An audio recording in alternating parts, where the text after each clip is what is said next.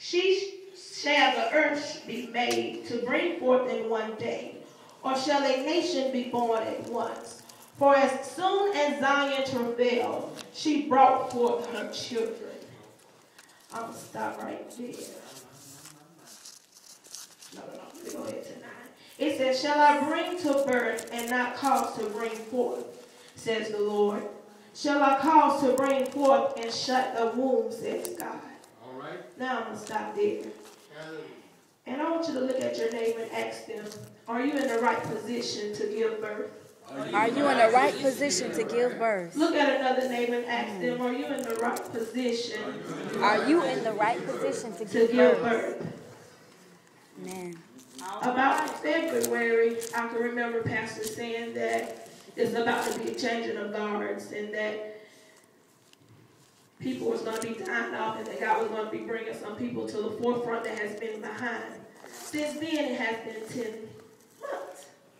So the Lord gave me 2 weeks ago, he asked a question. He said, are you in position to give birth? So I had to examine myself. I said, okay. So then I realized when you are pregnant, you're actually pregnant for 10 months. When you're about to go into delivery, you have to dilate 10 centimeters. And ladies, when you go to your physical, and when they put your legs in the stirrups, you look at it the next time you go, your legs are in at a 10 o'clock angle.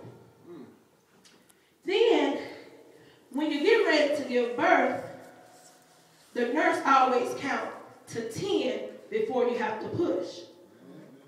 Wow. You may be asking a question, what does all this have to do with being in the right position?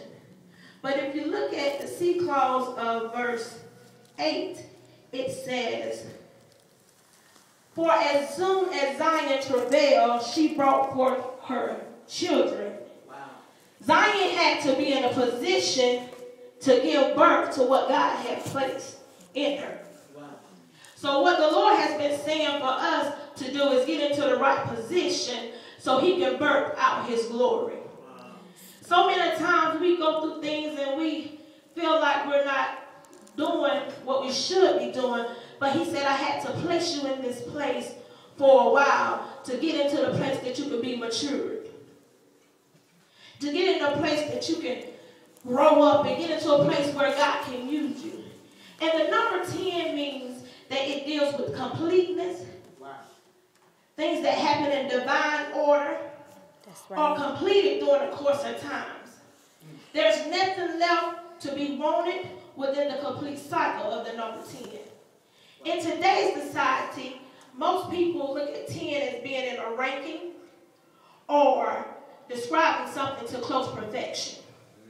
So what God is saying to us, and he's trying to get us into a place of order, a place where he can put us that we can birth out the things that he had placed in us. And he said as soon as we get into our positions, he'll begin to birth out his glory. As soon as we get into the right place and that we can hear him, he said, I'll move. And he says the travailing state is a place where it does not feel good. It's a place where it hurts. It's a place of discomfort. He says, so everything that you've been going through, you've been going through the state of travail. Right. He says, you've been going through a state of where I'm trying to get you to the place to do just what I said to do. Wow. But a lot of times, I'm using pregnancy to help us in this because we have to bring forth what God is saying. All right. And the Lord said, I'm trying to take you to a place of completeness. I'm trying to take you to a place of wholeness. I'm trying to take you to a place where you can end some cycles. Wow. I'm trying to get you to a place that you can go into the next place and you will be complete. But in order for us to be complete, we got to get in our right position. And a lot of times, some of us are what we are having a topic pregnancy. Mm-hmm. And when I say a topic pregnancy, that means you're pregnant in your tubes. And if you're pregnant in your tubes, you're pregnant in the wrong place because you can't grow in your tubes. Therefore, God has allowed some of us to have to abort our baby because we're pregnant in the wrong place. All right. He allowed us to go through the pregnancy, but we got to abort that thing because you can't grow. And when you're in the tubes, there's not enough room to hold that which God has given you. He said, so I'll allow you to get pregnant and to believe that you got some on the inside, but because the egg didn't go to the proper place, or because you weren't standing in the right position to get fertilized, you can't grow. He said, but in this season, at the end of this time, or the end of this 10 months, that the pastor had said something about the changing of guards, he said, I need you to get into the right place. I need you to stand in position and know where you're supposed to be, know what you're supposed to be doing. It may look good on the other side, but in this time, I need you to stand into the right place so that I can birth out the glory in you. And God is saying that also that in the ectopic pregnancy, you either have to have a D&C, and if you have a D&C, that means he's got to come out and he's got to scrape your womb all over again.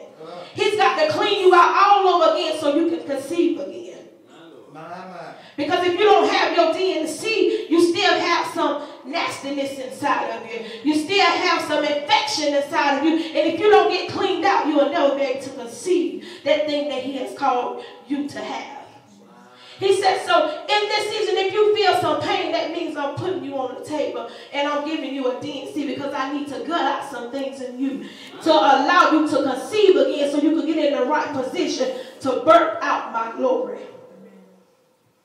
And also God is saying that once you get into that place and once you begin to hear my voice again, I shall do what I perform. He said in verse number 9, he said, shall I bring to birth and not cause thee to bring forth? Why would I impregnate you when you can't have a baby? Why would I give you a promise and it won't come to pass? God said, I'm not lying to you, but the reason it hasn't come to pass because you haven't fulfilled that what I told you to do. You haven't stood on the promises that I gave you. Yes, I gave you prophecies, but have you fulfilled that thing that you have to do on your end? He says, I'm causing you to look at yourself. I'm causing you to examine where you are in the state.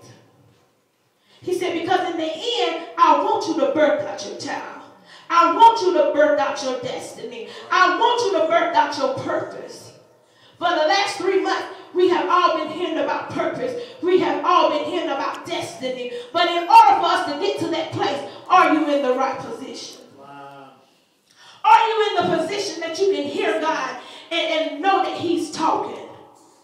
A lot of times people are saying things, but they're not talking. They're talking, but you don't understand because it's junk. It's nothing of importance. All right. And also, if you look at pregnancy, some women get straight to the end. And they're about to give birth. As soon as they give that last push, a baby comes. All right. But there's no sound. All right now. And what is that? That's a stillbirth. And that means your baby came out, but the baby is dead. It's no life. And you're wondering, why my baby's not crying? Why can't I hear a sound? What's going on? You're asking everybody, is my baby okay? What's going on? What's going on? Can y'all hear? And that's what a lot of us is doing in the spirit. Can you hear what I'm saying? Do you see my words?